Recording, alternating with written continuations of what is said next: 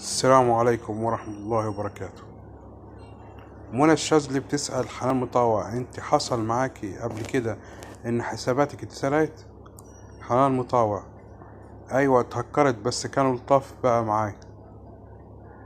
ده كان مسخرة. صحيت الصبح لقيت الكل بيقول لي انت الحساب بتاعك على الانستجرام وفيسبوك اتهكر من حد من دولة شقيقة، وهو اعلن ده. قال انا اخذت الانستجرام بتاع حنان مطاوع عشان انا من معجبينها، بس هي ما بتردش عليا. بس انا هرجعهولها تاني. انا مبقتش عارفة اعمل ايه، بس فعلا قدرت ارجع الحساب بتاعي.